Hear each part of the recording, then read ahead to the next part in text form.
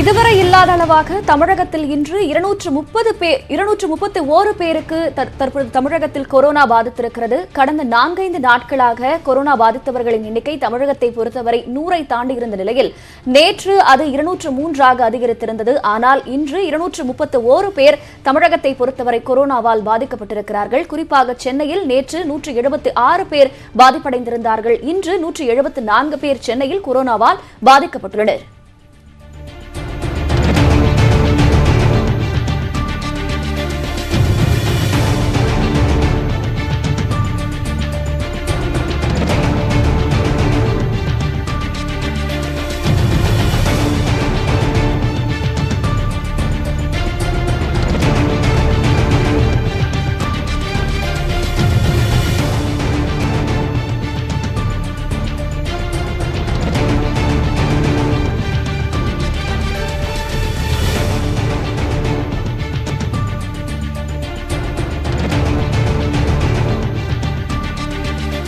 இதுகுறித்த மேலதிக விவரங்களை வழங்குவதற்காக நம்முடைய செய்தியாளர் தமிழரசி இணைகிறார். தமிழரசி, இன்று இதுவரை இல்லாத அளவாக 231 பேருக்கு கொரோனா தொற்று ஏற்பட்டிருக்கிறது. மேலதிக விவரங்கள் என்ன? ஷமீனா, அதாவது தமிழகத்தில் இதுவரை இல்லாத அளவிற்கு ஒரே நாளில் 231 பேருக்கு கொரோனா தொற்று கண்டறியப்பட்டிருக்கிறது. இதில் சென்னையில் மற்றும் 174 பேருக்கு தொற்று இருப்பது கண்டறியப்பட்டிருக்கிறது. குறிப்பாக கடந்த 5 நாட்களாகவே தொற்றால் பாதிக்கப்படும் எண்ணிக்கை அதிகரித்து வந்த நிலையில் இன்று இதுவரை இல்லாத அளவுக்கு தொற்று கண்டறியப்பட்டிருக்கிறது. குறிப்பாக கடந்த 28ஆம் தேதி 121 பேருக்கு கண்டறியப்பட்டது. 29ஆம் தேதி 104 பேர், 30ஆம் தேதி 161 பேருக்கும் அதே பேருக்கும் தொற்று கண்டறியப்பட்டது. இந்த சூழலில் இன்று 231 பேருக்கு தொற்று கண்டறியப்பட்டிருக்கிறது. அதே போல இந்த தொற்று இன்றைய தினம் ஒருவர் உயிரிழந்திருக்கிறார். கொரோனா தொற்றால் பாதிக்கப்பட்டு இன்று ஒருவர் உயிரிழந்திருக்கிறார். அவர் 78 வயதானவர். ராஜீவ்காந்தி மருத்துவமனையில் சிகிச்சை பெற்று வந்தார். அவர் சிகிச்சை பலனின்றி தொற்றால் பாதிக்கப்பட்டு தமிழகத்தில் உயிரிழந்தவர்களின் எண்ணிக்கை என்பது 29ஆக உயர்ந்திருக்கிறது. இன்று முதல் முறையாக, அதாவது நேற்றைய தினம் வரை 9000 வரை ஒரு நாளொன்றுக்கு பரிசோதனைகள் மேற்கொள்ளப்பட்டது. இன்று முதல் முறையாக 10,000-ஐ கடந்திருக்கிறது. அதாவது இன்று ஒரே நாளில் 10,127 பேருக்கு பரிசோதனைகள் மேற்கொள்ளப்பட்டிருக்கின்றன. இதனால் தமிழகத்தில் ஒட்டுமொத்தமாக 1,39,490 பரிசோதனைகள் மேற்கொள்ளப்பட்டிருக்கின்றன. முதல் முறையாக 10,000 மேற்பட்ட பரிசோதனைகள் தமிழகத்தில் செய்யப்படுவது இதே முதல் முறை. இன்று பாதிக்கப்பட்டவர்களில் 158 ஆண்கள், அதே போல 72 பெண்கள். முதல் முறையாக ஒரு திருநங்கை ஒருவரும் பாதிக்கப்பட்டிருக்கிறார். அவர் சென்னையை சேர்ந்தவர். குறிப்பாக இன்றைய தினம் அதிகபட்சமாக பாதிப்புள்ளாகி இருக்கக்கூடிய மாவட்டம் என்பது சென்னையில் 174 பேர் பாதிக்கப்பட்டிருக்கின்றனர். நேற்றைய தினம் 176 பேர் பாதிக்கப்பட்டிருந்தனர். இந்த சூழலில் இன்று 174ஆக இந்த பாதிப்பு இருக்கிறது. சென்னையை பொறுத்தவரை இந்த கொரோனா பாதிப்பு என்பது தீயாக பரவி வருவது என்றே சொல்லலாம். குறிப்பாக கடந்த வாரம் வரை இந்த கொரோனா தொற்று சென்னையில் இரட்டிப்பாவது அந்த விகிதம் என்பது 7 to 8 நாட்களாக இருந்தது. ஆனால் தற்போது இது 5 நாட்களாக குறைந்திருக்கிறது. இது எந்த அளவுக்கு சென்னையில் இந்த தொற்று வேகமாக பரவுது என்பதை காட்டுகிறது.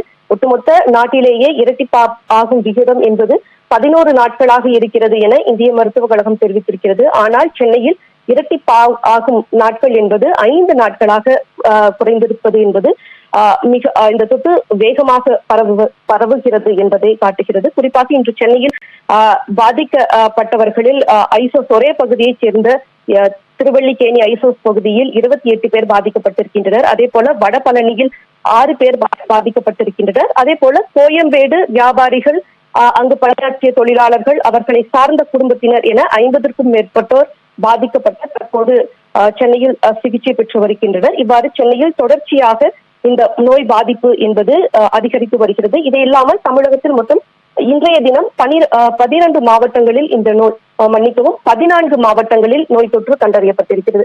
நேற்று முன்பு அதாவது இந்த வாரத்தின் தொடக்கத்தில் 5 மாவட்டங்களில் மட்டுமே நோய் தொற்று கண்டறியப்பட்டு வந்தது. ஆனால் கடந்த சில நாட்களாக படிப்படியாக அதிகரித்து தற்போது 14 மாவட்டங்களில் இந்த நோய் தொற்று கண்டறியப்பட்டிருக்கிறது. இதில் குறிப்பாக சொல்ல வேண்டும் என்றால் அரியலூரில் 18 பேருக்கு இன்று ஒரே நாளில் தொற்று கண்டறியப்பட்டிருக்கிறது. அரியலூர் மாவட்டத்தில் நோய் தொற்று என்பது மிகவும் கட்டுப்படுத்தப்பட்டு இருந்தது. அங்கு கடந்த சில நாட்களுக்கு முன்பு வரை வெறும் 6 பேர் மட்டுமே பாதிக்கப்பட்டிருந்தனர். இந்த சூழலில் நேற்று முன்தினம் ஒருவரும் பாதிக்கப்பட்டார். ஆனால் இன்று ஒரே நாளில் 18 பேர் பாதிக்கப்பட்டிருக்கின்றனர். குறிப்பாக கோயம்பேட்டில் பணியாற்றிவிட்டு அங்கு சென்ற தொழிலாளர்களுக்கு தொற்று கண்டறியப்பட்டது. அதன் மூலம் அவர்களது குடும்பத்தினர் என இன்று ஒரே நாளில் 18 பேர் இந்த கொரோனா தொற்றுக்கு அரியலூரில் பாதிக்கப்பட்டிருக்கின்றனர். அதே போல செங்கல்பட்டிலும் இன்று 5 பேர் பாதிக்கப்பட்டிருக்கின்றனர். செங்கல்பட்டிலும் கடந்த 4 நாட்களாகவே கொரோனா தொற்றால் பாதிக்கப்பட்டவர்களின் எண்ணிக்கை அதிகரித்து வரக்கூடிய சூழலில் இன்றும் 5 பேர் பாதிக்கப்பட்டிருக்கின்றனர். சென்னையில் 874 பேரும், கோவையில் ஒருவர் பாதிக்கப்பட்டிருக்கிறார். குறிப்பாக கோவையில் கடந்த 8 நாட்களாக நோய் தொற்று எதுவும் கண்டறியப்படாத நிலையில் இன்று மீண்டும் ஒருவருக்கு நோய் தொற்று இருப்பது கண்டறியப்பட்டிருக்கிறது.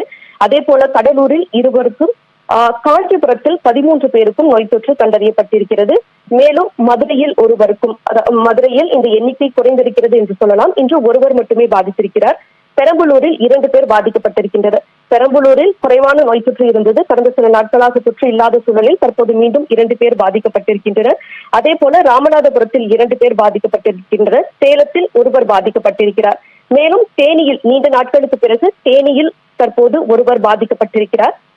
மீண்டும் திருப்பூரில் 2 பேர் பாதிக்கப்பட்டிருக்கின்றனர். இது இல்லாமல் திருவள்ளூரில் 7 பேரும், விழுப்புரத்தில் 2 பேரும் பாதிக்கப்பட்டிருக்கின்றனர். இதன் மூலம் ஒட்டுமொத்தமாக இன்றைய தினம் 231 பேர் பாதிக்கப்பட்டிருக்கின்றனர்.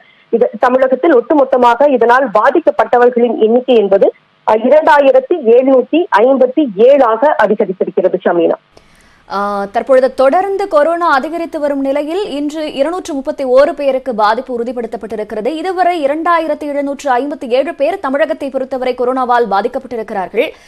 குணமடைவோரின் விகிதம் கணிசமாக உயர்ந்திருக்கிறதா தமிழரசி?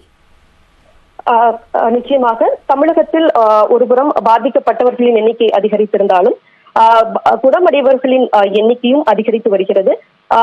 மொத்தமாக தமிழகத்தில் இதுவரை 1341 பேர் குணமடைந்திருக்கின்றனர்.